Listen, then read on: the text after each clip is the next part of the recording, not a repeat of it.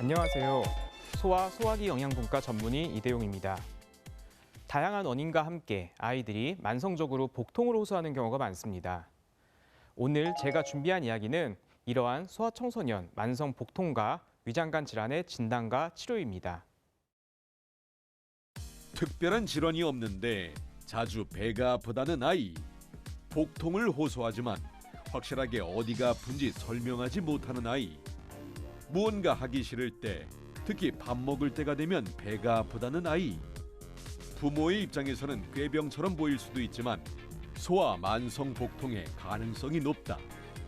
소아의 만성 복통은 10명 중 1명이 겪을 정도로 흔한 증상인데 기능성 위장관 질환일 경우 검사 과정에서 10에서 15% 정도만 발병 원인을 찾을 수 있고 대부분 원인을 알지 못한 채 지내는 경우가 많다. 최근 소아 청소년 사이에서 크론병이나 궤양성 대장염과 같은 염증성 장 질환이 증가하고 있다는데 소아 청소년의 만성 복통과 위장관 질환의 치료법에 대해 자세히 알아보자. 먼저 복통에 대해서 알아보도록 하겠습니다. 말 그대로 복통은 배에 생기는 통증입니다. 영어로 얘기하면 저희가 쉽게 abdominal pain이라고 얘기를 하죠. 콜릭이라는 단어를 쓰기도 하는데 이는 주로 주관적인 증상을 호소할 수 없는 어린 영아들이 반복적으로 보챈다거나 할 때 인판털 콜릭, 영아 산통이라고 얘기를 합니다. 복통이라고 해서 꼭 배가 아픈 것만을 이야기하는 것은 아니고요. 우리가 음식을 입으로 삼키기 때문에 음식이 들어가는 구강부터 빠져나가는 항문까지 전체적으로 위장관 원인에 의해서 증상이 발생할 수도 있습니다. 따라서 복통이지만 가슴이 답답하다, 명치 끝이 아프다 그런 증상으로 오는 경우들이 많이 있고요. 때로는 그러다 보니까 심장질환을 걱정하면서 오는 아이들도 있었습니다. 물론 복통이 꼭 위장관 증상으로만 생기는 것은 아닙니다. 아이들도 다양한 간, 담, 췌 질환에 의해서 생길 수도 있고요. 신장을 비롯한 여러 가지 비뇨 생식기, 특히 여자아이들 사춘기의 경우에는 그런 여성 생식기 질환 같은 것을 의심을 해서 평가를 해야 될 필요도 있습니다. 복통은 크게 급성과 만성으로 나뉠 수 있는데 급성은 수일 이내 시작된 복부의 통증을 이야기를 합니다. 대부분의 경우에는 수분이나 혹은 수시간 이내에 저절로 좋아지는 경우가 많지만 때로는 즉각적인 진단과 치료가 필요한 경우가 많습니다. 전체 소아청소년과 방문 환자의 한 5% 정도 된다고 얘기를 하고요. 원인은 아주 다양하지만 우리가 흔히 알고 있는 급성 맹장염이라고 얘기하는 급성 충수돌기염과 같은 외과적 질환 혹은 급성 위장관염, 궤양, 간담체 질환 그리고 정확히 원인을 알기 어려운 비특이적인 경우가 많이 있습니다. 보통 이런 경우에는 우리가 응급실에 가서 엑스레이를 찍었을 때 대변이 많다 혹은 가스가 많다 그런 식의 이야기를 듣는 경우들도 많이 있습니다. 하지만 오늘 이 시간에는 주로 그렇게 짧은 급성 복통보다는 만성 복통에 대해서 알아보고자 합니다. 보통 4에서 16세 사이 아이들, 유아나 유치원을 다니는 유아나 초등학생, 중학생, 고등학생 연령에서 주로 발생을 하고요. 정확한 기간을 정할 수는 없지만 그래도 일주일 내에 그런 증상보다는 수주 혹은 2개월 이상 정상적인 활동에 영향을 주는 복통을 주로 만성 복통이라고 합니다. 국내 소아 청소년에서는 보통 10% 정도에서 만성 복통을 앓고 있다고 하고요. 하지만 이 중에서 10에서 15%에서만 어떤 기질적인 원인이 발생된다고 합니다. 그의 대부분은 기능성 위장관 질환과 관련된 복통으로서 저희가 흔히 펑셔널 페인이라고 기능성 복통이라고 이야기를 합니다. 기능성 복통은 만성 복통의 경우에 어떤 기질적인 질병의 가능성이 높지 않은 경우에 기능성 복통이라고 이야기할 수 있습니다.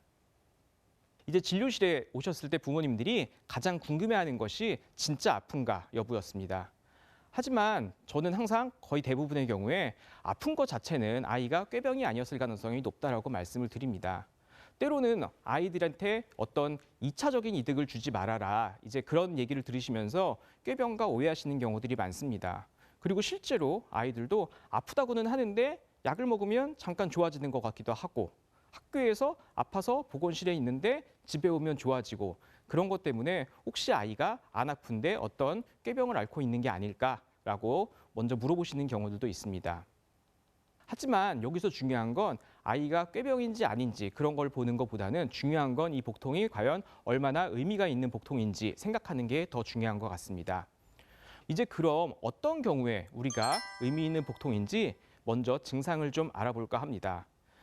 교과서적인 내용을 조금 보려고 하는데요. 물론 여기 있는 증상들이 모두 한 가지, 두 가지 그런 증상들이 있다 그래서 다 의미 있다고 얘기하기는 좀 어렵지만 대부분 아이들이 배가 아파서 밤에 자다가 깬다거나 아니면 아파하는 게 보통 배꼽 주변이 아닌 배꼽에서 먼 부위, 오른쪽 윗배가 아프다거나 오른쪽 아랫배가 아프다거나 보통 구토를 이야기하는 경우가 있는데 구토 같은 경우도 어쩌다가 한두 번 하는 그런 구토가 아니라 피를 토하는데 담즙이 나온다거나 피가 나온다거나 주기적으로 너무 자주 한다거나 그런 의미 있는 구토 혹은 자꾸 이유 없는 열이 난다거나 먹는 걸 못 먹는다거나 야간에도 화장실을 가서 설사를 하려고 깬다거나 혈변을 본다거나 아이가 다이어트를 하려고 하는 게 아님에도 불구하고 체중이 빠진다거나 혹은 성장 지연, 사춘기 지연 같은 게 있다거나 또는 어떤 의미 있는 위장관 질환의 가족력이 있는 경우에는 보통 우리가 의미 있는 증상이라고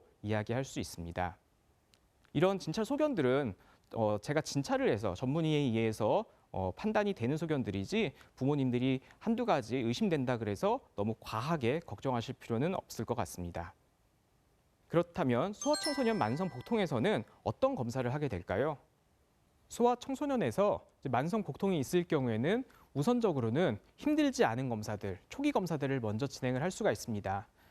가장 대표적으로 하는 것이 우리가 보통 빈혈 수치를 포함한 일반적으로 CBC라고 하는데요. 거기서 이제 빈혈 수치가 낮다거나 그런 경우에는 어디 장에 출혈이 의심된다거나 흡수가 문제가 된다거나 그런 것들을 의심하기 위해서 하는 경우들이 많고요. 또 간 수치 같은 경우 간 수치나 황달 수치 같은 것을 보면서 간담도 쪽에 질병을 의심할 수가 있습니다. 복부에는 위장관만 있는 것이 아니라 신장이나 방광이나 그런 비뇨기계 혹은 생식기계 질병의 가능성도 있기 때문에 소변 검사를 통해서 신장과 방광의 어떤 염증을 확인할 필요도 있습니다. 대변 검사를 진행하는 경우도 많은데 위장관에 어떤 문제가 있다면 대변에서 피가 나온다거나 대변에서 염증이 진행이 되면서 대변 염증 수치가 올라간다거나 그런 것을 확인하기 위해서 진행하기도 합니다. 최근에는 복부 초음파를 원하는 경우도 많은데요.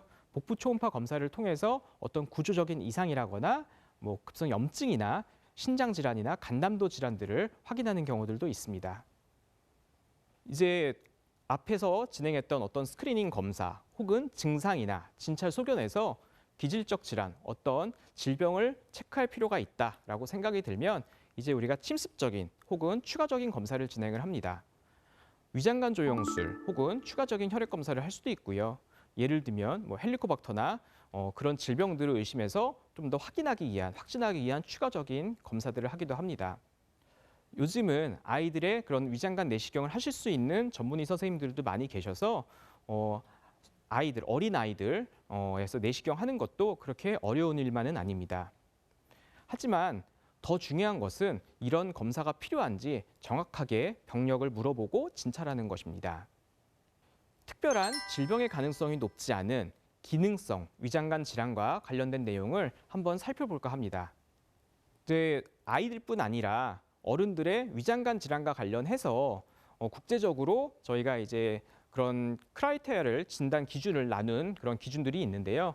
거기서 소아청소년의 이런 기능성 위장관 질환, 특히 복통과 연관돼서는 크게 기능성 소화불량, 과민성 장증후군, 복성 편두통, 그리고 그런 여러 가지 것들이 명시되지 않는 기능성 복통, 이렇게 네 가지로 크게 나눌 수는 있습니다.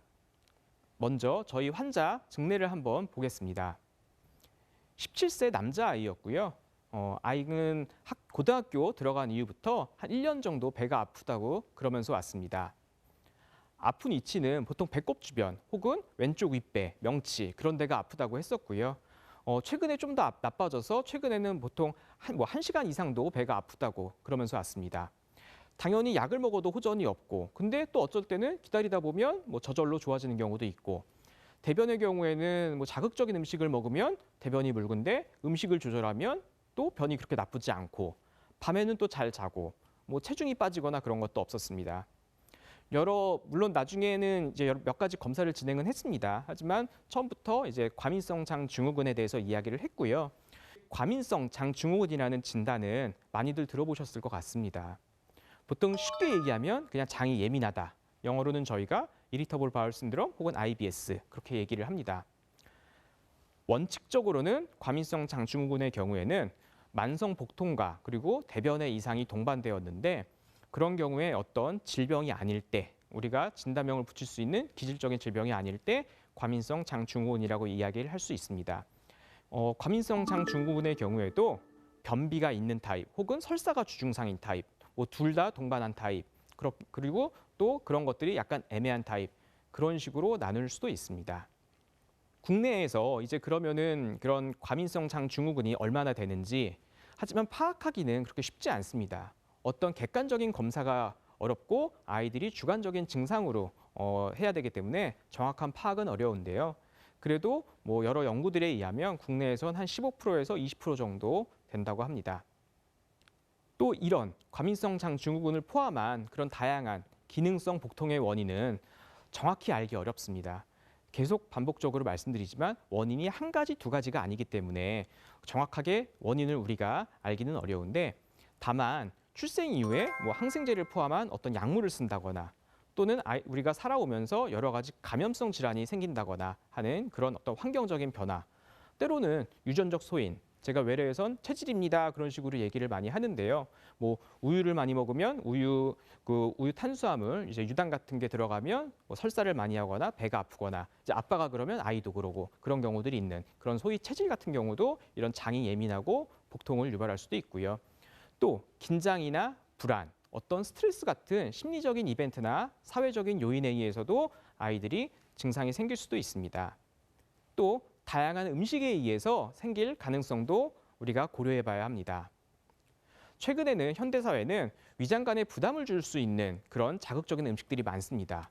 이제 그런 음식들을 통해서 음식들을 섭취한 뒤에는 어떤 장내 세균이나 환경이 변하고 그로 인해서 증상이 발생할 가능성도 있습니다. 그러면 소아청소년의 과민성 장증후군의 치료는 역시 정확한 원인 파악이 중요합니다. 보통 외래를 왔을 때 엄마들한테 엄마가 이것 때문에 아이가 아플 것 같아요 라고 보통 평소에 잔소리하고 아이한테 얘기하고 뭐 그런 원인들이 있죠. 그럼 엄마가 생각하는 그 원인이 제일 맞아요. 엄마가 제일 잘 알아요. 그렇게 설명하는 경우가 많습니다. 이제 24시간 옆에서 아이를 보고 아이를 케어하고 아이를 챙겨주는 거는 부모님이기 때문에요. 보호자가 생각하는 그 원인이 맞을 가능성이 높다라고 말씀을 드리고요. 그리고 저는 그런 치료에 대해서 어떤 가이드를 잡아주는 사람이고 치료는 본인과 부모가 직접 하는 겁니다. 그렇기 때문에 우리가 원인을 다 같이 한번 생각해 봅시다 라고 하면서 접근을 합니다.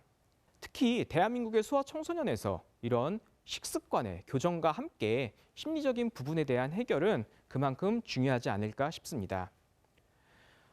다른 증례를 한번 보겠습니다. 16살 고1 여고생이었고요. 증상은 한 2, 3개월 정도 됐다고 했습니다. 보통 아픈 부위가 뭐 명치 그리고 밥 먹고 나서 소화가 안 된다. 이런 증상이 보통 한두 시간 정도 지속된다고 했고요. 물어보면 토할 것 같아요, 울렁거려요 그런 얘기는 많이 하는데 뭐 실제로 토하거나 그런 것도 없고 밤에는 잘 자고 그랬습니다. 근데 이제 이 아이를 봤을 때는 최근 몇 달 만에 10kg 이상 체중이 갑자기 늘었다고 얘기를 했고요. 아이가 우울증으로 어떤 정신건강의학과에서 진료를 받고 있었습니다.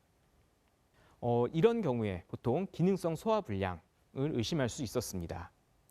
말 그대로 소화가 잘 안 되고 뭐 속이 쓰리거나 상복부가 아프거나 밥을 먹고 배가 빵빵해진다거나 구역질, 토할 것 같다거나 그런 것들이 위에서 어떤 배출이 지연된다거나 위가 마비가 된다거나 뭐 위장관이 예민하다거나 뭐 조절 이상 이런 것들로 설명할 수 있습니다. 때로는 위식도 역류, 저희가 영어로 뭐 가스트로에스파지알 리플럭스 혹은 GER 그렇게 이야기를 하는 경우가 많은데요. 역류 자체는 위에 있는 어떤 내용물, 음식이 될 수도 있지만 위산, 뭐 가스 그런 것들이 식도 내로 저희가 어떤 압력이 없이 불수의적으로 올라오는 것들을 다 역류라고 얘기를 합니다. 저도 개인적으로는 역류가 조금 심한 편인데 일반적인 정상인에서도 하루 수차례 일어날 수 있고요. 뭐 긴장을 하거나 피곤하거나 스트레스 받으면 좀 더 심해질 수 있는 증상입니다. 이런 것들이 최근 아이들에서도 소아청소년에서도 다양한 스트레스 또 비만이 늘어나면서 함께 같이 증가하고 있지 않나 싶습니다. 앞서 말씀드렸던 그런 환자의 케이스에서도 그런 최근 체중 증가 그리고 정신건강의학과 진료를 받았던 진료력 이런 것들을 좀 더 집중해서 하나를 진료했었습니다. 또 최근 비만이 늘어나면서 만성 복통 아이들이 늘어났는데요. 우리가 조금만 기본 상식적으로 생각을 해보면 우리가 흔히 생각하는 비만을 유발하는 음식들 뭐 인스턴트라거나 패스트푸드 혹은 자극적인 음식들이 당연히 장 건강에 좋지 않을 수밖에 없습니다. 또 비만에 의해서 내장 지방이 늘어나게 된다면 그 역시 뭐 장 운동이 떨어진다거나 뭐 묽은 변을 본다거나 장에 가스가 많아진다거나 그런 증상들로 인해서 만성 복통이 더 증가할 수밖에 없습니다. 그러면 이제 기질적 질환, 즉 만성 복통에서 어떤 의심할 수 있는 질병에 대해서 간단히 알아보고자 합니다. 물론 질병에 대해서 하나하나 이야기하자면 너무 다양하고 자세히 설명하기는 어려운데 우리가 꼭 알아야 되는 대표적으로 만성 염증성 장질환에 대해서만 간단하게 말해보고자 합니다. 이제 13살 남자아이였습니다. 아이는 배가 아픈 게 한 6개월 정도 됐다고 얘기를 했고요. 뭐 증상이 수개월간 지속되면서 설사도 하고 최근에는 혈변도 보고 그리고 밤에 화장실 가느라고 깨고 배도 아프고 그런 야간 증상도 있었습니다. 나이에 비해서 키도 좀 작고 많이 마른 편이었습니다. 당연히 혈액 검사를 진행을 했고요. 이 경우에는 소장을 보려고 제가 CT를 포함한 영상 검사도 진행을 했고요. 이 아이는 바로 위대장 내시경을 진행을 했습니다. 그리고 크론병을 진단을 했습니다. 이제 이름을 좀 들어보셨을 것 같은데요. 최근에는 이제 크론병, 궤양성 대장염 이 두 가지 만성 염증성 장질환은 염증의 재발 그리고 관해 좋아지는 것들이 반복되는 원인 불명의 만성 위장관 질환으로서 최근 급격히 증가하고 있습니다. 실은 이제는 더는 최근도 아니죠. 이게 최근 20, 30년 사이에 국내에서도 증가한 원인에 대해서는 뭐 정확하게 알기는 어렵지만 어떤 위생이나 식품, 흡연, 뭐 약물, 그리고 스트레스와 같은 다양한 사회적인 여건을 포함해서 그런 환경 요인이 변하고 그런 것들로 인해서 뭐 장에 염증 반응이 촉진된다라고 설명하고 있습니다. 또는 간접적으로 이제 그 사람 자체의 어떤 장내 면역 또 미생물이 변화하면서 더 악화되는 것은 아닌가라고 생각하고 있습니다. 이제 크론병과 궤양성 대장염은 어떤 임상 증상이나 뭐 침범 부위 그리고 치료에서 약간씩 차이가 날 수는 있는데요. 보통은 이제 설사, 그냥 어쩌다가 묽은 변을 한두 번 정도 보는 그런 설사가 아니라 뭐 하루에 3-4번씩 설사를 한다거나 밤에도 화장실을 가는 그런 설사를 한다거나 뭐 만성적으로 배가 아프다거나 대변에서 혈변이 섞여서 나온다거나 그런 증상들은 공통된 증상이고요. 보통 외래에서 볼 때 이제 아이가 뭐 저 배 아파요 그런 아이가 뭐 좀 말랐다거나 또 봤더니 항문 주변에 뭐 고름이 만져진다거나 뭐 구멍이 누공이 있다거나 그런 경우에는 배 아파요 그러면서 오는 경우에는 보통 이제 크론병인 경우가 조금 더 많았던 것 같고요. 오면서 이제 저 피똥 싸요, 혈변 봐요, 설사하는데 피가 많이 나와요 이런 식으로 오는 아이들의 경우에는 조금 궤양성 대장염의 가능성이 더 높았던 것 같습니다. 이제 혈액 검사, 대변 검사를 통해서 의심을 할 수 있고요. 하지만 확진은 이제 내시경 검사를 통해서 확진을 할 수 있습니다. 이러한 크론병과 궤양성 대장염은 약물 치료가 기본이 될 수밖에 없고요. 최근에는 다양한 약물이 개발이 돼서 사용되고 있습니다.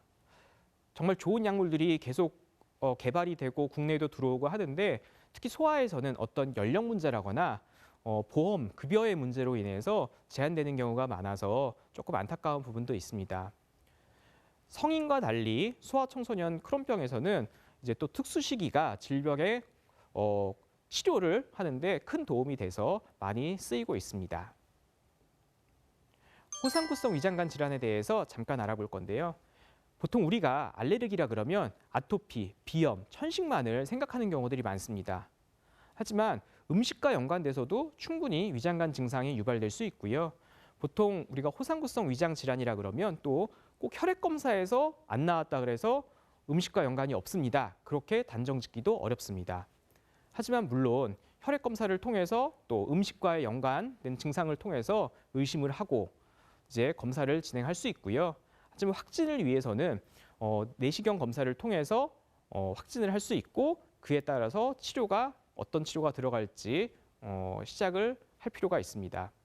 따라서 우리가 음식을 먹으면 또 음식과 연관돼서 위장관 증상, 뭐 구토, 복통, 설사 같은 증상이 생긴다면 소화기 분과의 전문가 진료를 보실 것을 권유드립니다. 그럼 우리 아이들의 복통을 예방하려면 어떻게 해야 할까요? 이제 급성 복통은 저희가 외과적인 그런 원인이 아니면 어떤 위장 간염 같은 경우에 생기는 경우가 많다 말씀을 드렸는데요. 그렇다 보니까 급성 복통의 예방을 위해서는 너무 당연하게도 위장염의 예방을 위해서 손 씻기 또는 자극적인 음식들을 조절하는 것들이 중요합니다. 또 심리적인 안정 역시 급성 복통의 예방을 위해서는 필요할 수 있습니다. 만성 복통의 경우에는 질병이 나올 경우에는 당연히 질병의 치료가 중요하지만 그렇지 않다면 원인을 제대로 파악하고 원인을 제거하는 것이 중요합니다. 그것이 약물 치료가 때로는 증상 완화에 도움이 될 수 있는데 그것만이 정답이 아닐 수는 있고요. 하지만 그런 증상 완화를 위해서 혹은 질병이 의심될 경우에는 전문가의 진료가 필요할 수 있습니다. 먼저 식습관 조절에 대해서 생각해 보고자 합니다. 식습관이라 그러면 좋은 걸 먹자 이렇게 생각하시는 경우들이 많은데요. 꼭 그런 개념보다는 나쁜 걸 피하고 건강한 식생활을 기르자 이 부분을 더 강조하고 싶습니다. 아이들이 학교로 이어지는 생활 속에서 먹는 내용물들이 좋지 않은 경우가 많고 요즘은 자극적인 음식도 많고요. 또 식사 시간 자체도 끼니를 놓치고 불규칙하게 먹는 경우들이 많습니다. 그런 현실 속에서 가급적이면 아이들이 먹는 것만이라도 잘 챙겨줄 수 있으면 좋겠고요. 그게 단지 무슨 영양제나 보약 그런 부분들이 아니라 먹어야 되는 시간에 영양을 공급해 줄 수 있는 좋은 음식들로 먹였으면 좋겠습니다. 수면 시간도 만성 복통과 연관되는 경우들도 많이 있습니다. 따라서 아이들이 우리가 새벽 시간에 늦게 자는 것이 아니라 자야 되는 시간에 일상 우리가 보통 하는 그런 시간에 자고 충분한 시간을 수면을 취하는 건 역시 만성 복통의 예방을 위해서도 중요합니다. 또한 아이들이 건강한 정신 건강 확립하는 것이 중요하기 때문에 가족과 학교, 사회 전체가 같이 어떤 노력하는 것이 필요하고요. 공부하는 중간중간에 머리를 식힐 수 있고 아이들이 기분 전환할 수 있는 취미생활 같은 것을 하는 것도 중요할 수 있을 것 같습니다.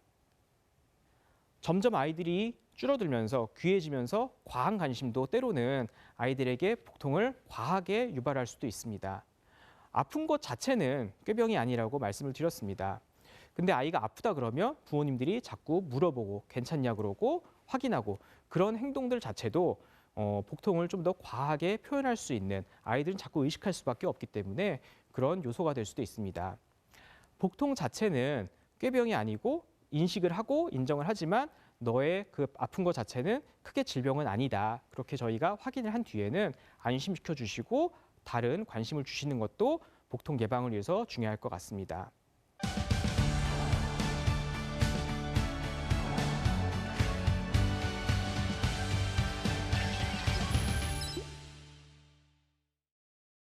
시청자들께서 소아청소년 만성 복통에 대해 많은 질문을 보내주셨는데요. 함께 확인해 볼까요?